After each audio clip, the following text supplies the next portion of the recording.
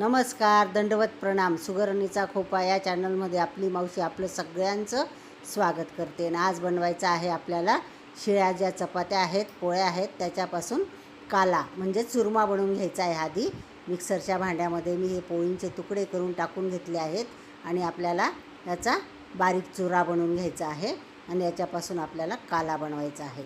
आणि 2-3 दिवसापासून थोड्या थोड्या ज्या पोळ्या उरल्या होत्या त्या डब्यात घातल्या होत्या मी, त्याच्यापासून काला बनवायचा आहे. कारण की महागाई एवढी आहे तर माणसाला असं वाटतं की ही वस्तू वाया नको जायला पाहिजे. भात असो, पोळी असो. आणि ह्या दिवसाची भाजी पोळी तरी एवढी खायला चांगली लागत नाही, वाटत नाही.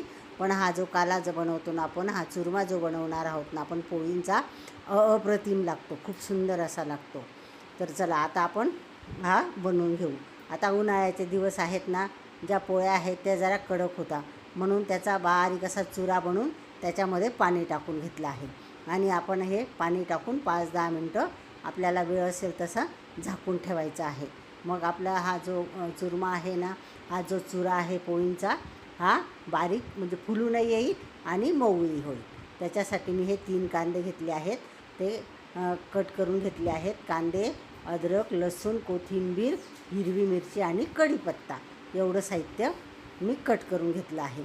आणि आपल्याला हे फोडणीसाठी वापरायचं आहे. आता हा खलबत्ता घेतला आहे, त्याच्यामध्ये अद्रक टाकलं, लसूण टाकला आणि तो बारीक करून घेतला आहे. आणि आता आपण तो फोडणीला वापरणार आहोत. अन्न हे पूर्ण ब्रह्म असतं. महागाई खूप सिगेला पोचली आहे, म्हणून अशा वस्तू वाया न जाता आपण परत त्यांना शिजून आणि खाऊ शकतो. आता मी कढई ठेवून घेतली आहे, तिच्यामध्ये तेल टाकायचं आहे.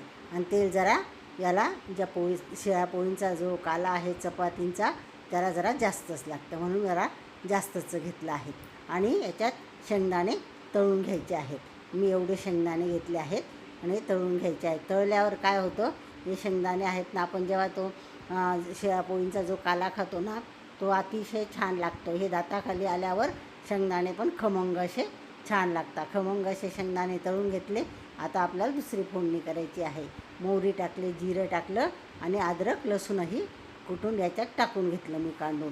ते पण छान अशी खमंग फोडणी झाली. आता हिरव्या मिरच्या टाकल्या. हिरव्या मिरच्यांनंतर आपण कढीपत्ता टाकला आणि आता कांदे टाकून घेऊ. कांदे पण लाल करून घ्यायचे आहेत छान असे. कांदे टाकून घेतले आणि थोडे परतून घेऊ. आणि परत आपण जे कांदे आहेत ना, ते लवकर शिजावे म्हणून त्याच्यामध्ये मीठ टाकणार आहोत.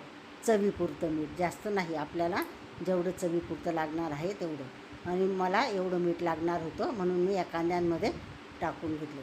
त्याच्यात काय होतं, फोडणी ही अतिशय स्वादाची लागते आणि कांदेही लवकर शिजतात. त्याच्यासाठी मी गरम मसाला टाकला आहे, साधी लाल चटणी 1 चमचा टाकली आहे, आपला धण्याची पावडर टाकली आहे. हे सगळं साहित्य टाकून आता मी शेंगदाणे टाकून घेतले आहे. शेंगदाणे हे याच्यात आधीच टाकले असते ना तर जास्तच करपून गेले असते, कारण आपण तळताना खमंग असे छान तळले होते. म्हणून आता शेवटी फोडणीत टाकते. आणि आता हे अर्धा जो आपण काळा करून घेतला आहे, जो आपण भुगा करून घेतला आहे, तो अर्धा टाकून घेते आणि त्याला मी अर्धा परतून घेते.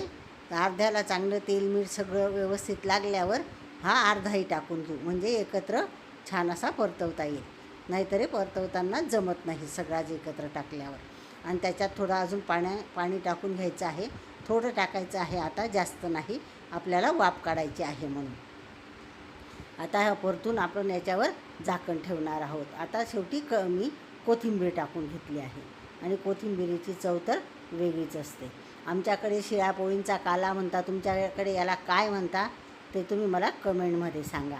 आता याला वाफ काढून घेणार आहोत आपण. वाफ काढल्यावर छान असा एक जीव पण होतो आणि मऊही होतो काला आपला जो आहे तो.